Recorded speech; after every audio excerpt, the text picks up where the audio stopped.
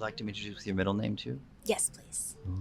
Because otherwise there's too many. Elizabeth Brown's, yeah. So it's a that's very Elizabeth generic name. Nolan So that's Brown. my, yeah.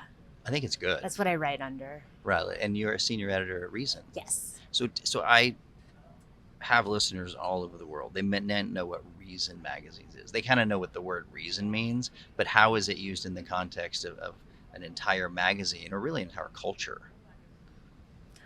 So Reason was founded in 1968. So with the idea that it was going to be a magazine devoted to approaching politics and cultural issues from a standpoint of reason instead of emotion. Logic. Yes. Yeah. Nobody uses logic anymore. Do facts really matter when I have an emotion?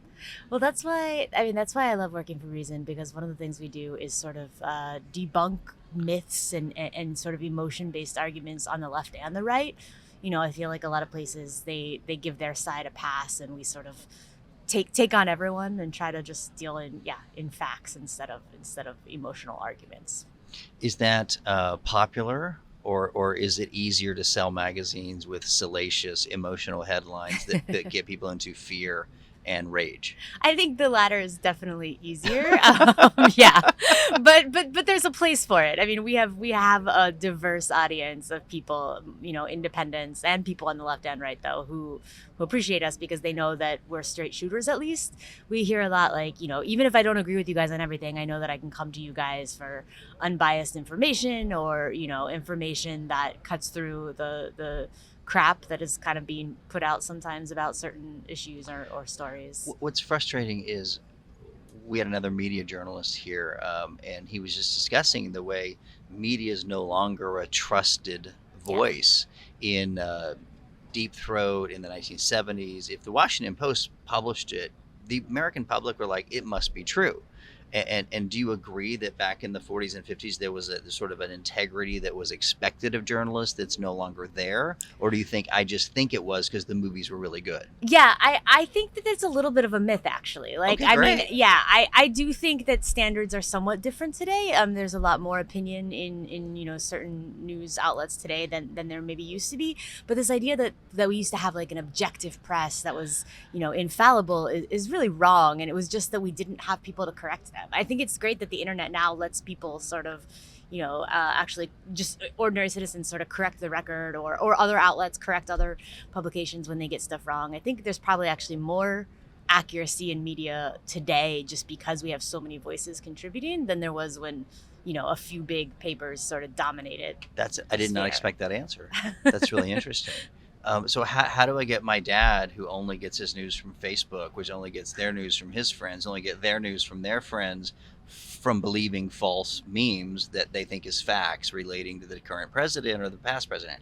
It seems an impossible task to get people that aren't reading intelligent magazines to be informed with facts. It does, and I don't dispute that. I think that the idea that there used to be some time when people were much more factually informed is probably wrong. Like, if you look at public opinion surveys and stuff about, you know, how people believe in conspiracy theories and all that, like, we're a conspiracy loving people, I guess. It's always it's always been an issue. I don't think it's something we can unfortunately, you know, counter. I met a guy in California about a month ago, and he was very serious and surprised that I didn't know the aliens came back and took the spaceship from Area 51. And I said, you know, actually I didn't know that. What I did know was I got something from my friend about cops saying there was aliens in someone's backyard. Again, there was no alien in the photograph, but there were real humans saying, I pretty much saw some lights and this guy with a big gray. And so I don't even know if that video clip was a mockumentary. I don't know where it came from. Yeah. But this fellow was absolutely convinced the spaceship that they got in 1955 is now gone because they came back and took it. How do you process that from a reasonable standpoint of logic? I mean, it's you know, it's funny because that's obviously one that, you know, most people are like, oh, that's crazy. But there's so many things that a lot of people believe that are just as not based in fact. Like, but the facts are there. We just can't see them. Yes. Okay. And that's another leap. You're like, yeah. We've all saw the documentary. Could there be aliens? Sure, that's a reasonable thing. But I don't even know if that news. But it seems so real because I actually saw the Las Vegas police guy, or did I? I don't know. I don't know how it got made. What are the things that recently has come across your desk that you thought this needs to be fact checked and I need to write an article about it? Well, one of the big things that I deal with in a lot of my work is this idea that there's like a human trafficking or a sex trafficking epidemic in the United States.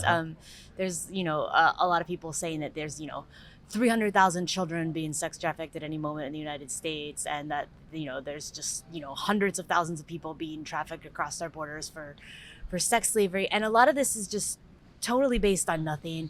A lot of it is based on people conflating, consensual adult prostitution with human trafficking. Right.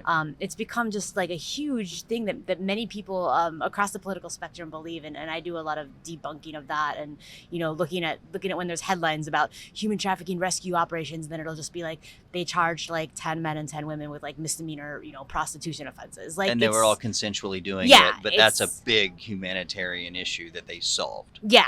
Exactly. And But police sort of get to take a lot of credit and say, or the FBI gets to take a lot of credit and say, like, we busted up a sex ring, and it's like, you're just arresting, somebody trying to pay a masseuse for a little extra action or something like that. Right. That's not exactly sex trafficking. Yeah. Yeah. And that becomes a problem because if those laws get enacted for the purpose of stopping this horrible thing, I mean, the idea of a truck full of stolen children bothers me. Right. It bothers you. Any reasonable person, Right. It would be like, we shouldn't have, but you're saying that's just not happening at the scale that they say it is. But because they're passing laws, now they're passing a moral judgment on everybody. They're creating more money for they're doing. Yes, they're giving more money to law enforcement to do more vice stings, which are just old-fashioned vice stings, but they sort of get more money because they rebrand them as human trafficking stings. So Miami Vice, just those of you who don't know, was like this really big show in the 80s. And it didn't occur to me till 10 years later that Vice was a division of the police department. They're not murder. They do drugs and it's sex moral stuff. Yeah. Like if you're a bad moral person, you might get the Vice guy versus the detective. Right. I didn't mean to define that, but our audience is from here. But it's funny because it made Vice sexy, but it was only Vice. Yeah. Those are big crimes: gambling, prostitution. Yeah. It's not the end of the world. You're not murdering people.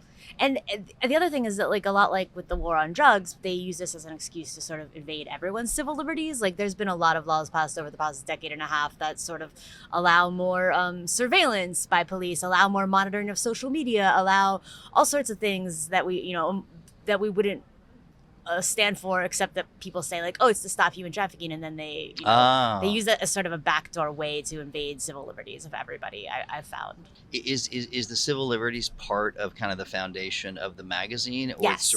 So it is. Yeah. So the idea that, hey, we need to have our rights, and we're not going to give away our rights from fear.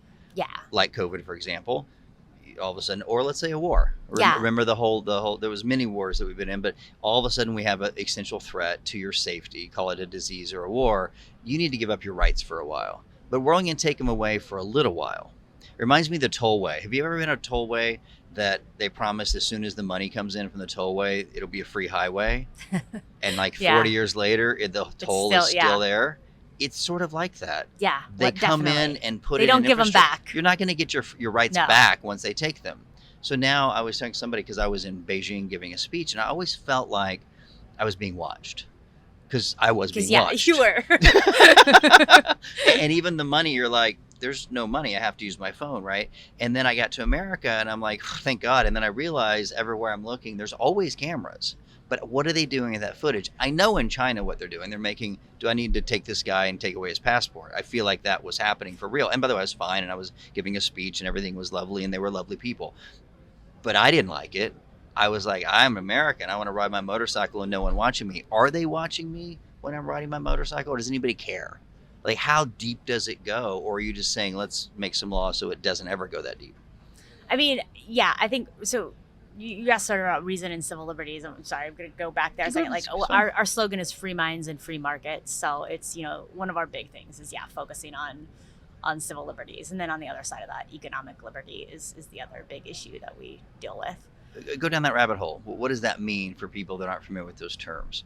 Civil liberties, especially people that aren't American. Free speech, freedom of religion, freedom of assembly, free to be, to avoid government surveillance, either in your physical space or in your digital life. I mean, that's a big thing now, is that we're fighting the same battles we fought in physical space now, so much when it comes to your internet activity, your emails, your text messages. So is it true that if my girlfriend sends me a picture on WhatsApp that is now owned by Mark Zuckerberg and Facebook, is that true that whatever he owns and he can share with the government? I mean, well, what's scary is actually, so there's been, people objecting to a lot of that. And I'm not sure exactly what the rules on WhatsApp are, but I know that, hypothetically, there's been a big push to have end-to-end encryption so that like Mark Zuckerberg, people at Twitter, the people at Facebook, people at whatever, they can't see it. Okay. And now there's a lot of pushes in Congress to effectively outlaw end-to-end encryption, or at least make it a basis of liability where tech companies could be held liable for sex trafficking if they don't stop end-to-end encryption, because they're saying, bad guys could use it. So it's just like in the guise, again, of like stopping bad guys, they're like, we're going to invade everyone's privacy, because end-to-end encryption is really important for everyone, not just for bad guys. It sounds like a similar argument about when Bitcoin came out 10 years ago. They're like, oh, that's bad. Yeah, because exactly. criminals are using it to pay. Right. It's like criminals are going to use everything. You have to find a way to stop criminals without invading everyone's privacy, That's interesting. Yeah. And so besides the civil liberties, which is ongoing, what was your latest story that you're most proud of? My latest story was a totally different thing. It was about fertility rates around the world. Oh, let's talk about babies. You have a baby on the way? I have a baby on the way, Do you have any other kids at home? I have a 1.5-year-old at home. Okay, so you're now fertile, writing an article on fertility rates. Yes. Okay, let's talk about that. They're falling. They're around the world, or in a lot of countries around the world. But my piece kind of looked at how government efforts to boost fertility rates just fail. There's not a lot that the governments can do. I gave a lecture in Singapore about 7 years ago, and it was great. Oh gosh, yeah, and Singapore is terrible. One of the worst for fertility rates. With lovely people. Oh yeah. They had come fuck your wife day. Basically in Singapore. I know I shouldn't use the F word, but it was just normal. The government's like, please, today's the day, everybody have a baby. And it was a government effort to have people procreate. And as those cultures generally don't talk about sex. A lot of those cultures generally don't want the S word. But they were literally like, we got a population problem. We want everyone to have babies. Is this happening in other places besides Singapore? Yeah, I think Russia has that, and I think maybe Hungary has that. Wow. There's a couple countries that have go have sex, go make babies day. Which is actually one of the more benign things, though. You also have governments like paying people, trying to bribe people into having babies. You have like the Nordic countries doing a lot of free childcare and free mandatory parental leave, and sort of all these sort of social welfare state things happening, and there's no evidence that any of it is really working. So it seems like that these wealthier countries are having less children, and then the less wealthier countries are having more kids. Is that fair to say? Even the less wealthy countries are having less than they historically have. But yes, the big marker about whether or not fertility rates have fallen sort of below replacement level fertility, which is 2.1 kids per woman, is wealth. Wealthy countries are all falling below replacement level fertility. Okay, so wealthy women are having less than 2.1. Yeah, wealthy countries in general. Wealthy countries, regardless of whether the people in them are poor or and that would make the population extinct in 500 years. Like, what's the end result of this conversation? No, I think it would take a lot longer for that. But because it's not that much below it, like the United States is at 1.6.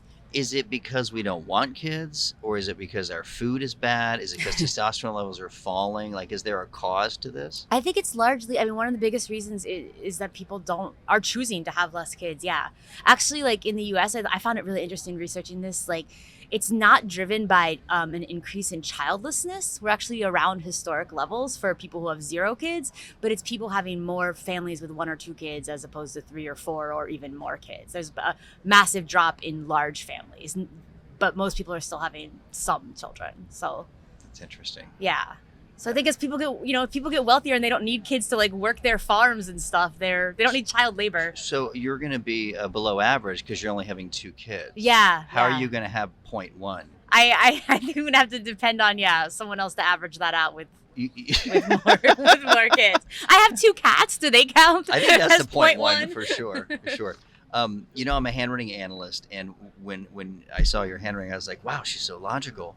And then I'm like, Reason Magazine, like it's a perfect fit for you. My handwriting says I'm logical? Yeah, you're Nice. logical and you're cool and you're precise and you don't want emotions to filter through your decisions. So I'll give you a couple things. So the straight up and down writing, the small writing, the perfect baseline, all that acts to sort of this reason and precision in life compared to your crazy impulsive girlfriends that went to college that immediately got pregnant and were off, and you're like, wait, why are you doing that? You're the logical one in the group. Is all your friends logical, or you were the reasonable I have one? a lot of logical friends, I think. But I was a theater major, so no, I had a lot of illogical friends Really back like in college. passionate and Yeah. dramatic. But did you find their behavior odd? Uh, Or they thought you were kind of vanilla? I don't know. I think I have a kind of crazy. I have an emotional side. So I don't see it. I mean, you're smiling. Yeah, we could ask your. It's probably especially when I was like 18, when I was in college. It's Well, tempered everybody off a did little. dumb things in college. No, as far as this, it's like literally you're somebody I'd like, oh, let's talk about hiring her because she's predictable, she's reasonable, she's honest. I think your self-esteem and your ego are very, very humble. Like you're not one that needs to be the center of attention or that needs to tell people what to do, but you're a great team player. And for an editor at a magazine, that's a terrific role. When I was younger, I also had like kind of a T-bar where you did, and my name was, so I actually enlarged my signature so I'd have more of an ego. And as you noticed, I wrote a Interesting. bunch of books and have a podcast. So apparently that's not a bad thing, but it's not for everybody. In any organization, you need people with really big egos and people that want the spotlight and those that kind of, don't need that. So Yeah. I like that. I like a lot of things about you. Thank I am you. getting the sign. I have lots of table noise with my hands. I so talk with my hands. I do too. I've been trying to keep them under the table But so that I he's don't. He's kind of a Nazi about the hands thing, isn't he? I mean, I really. Yeah, I've been afraid, so that's why Well, you he should be scared me. afraid. Yeah. Yeah. He's going to cut off our hands if we don't behave ourselves with that. No, there's nothing bad about it. You do have a desire to acquire things, which makes you feel comfortable, and you are very methodical, which means that when you work on a piece, you need to have more time and process it and make decisions logically. Again, a lot of really good things, but very, very different than, say, a Richard Branson. Like dynamic and strange and creative and unpredictable. You're not that. You're very predictable and structured. So that's really good. Does your husband know all this about this? I think so. Yeah. Okay. I think so. Yeah. He's gonna, what he sees is what he gets. So she's honest. She's predictable. She's precise. She's loyal. Did I mention that? And she's on time. I like. Hey, Yeah, I pronounce you. I'll in good, take it. I'll Yeah, take put you it. in good mental health. Is Reason Magazine have any? When I thought about Reason Magazine, for some reason I thought there was an atheist spin to it. Is that incorrect, or is there an atheist angle to anything about Reason Magazine? No. I mean, I think historically we've done a lot, like especially in earlier times when like sort of the new atheism was on the rise. We've done a lot of like profiles and coverage of that.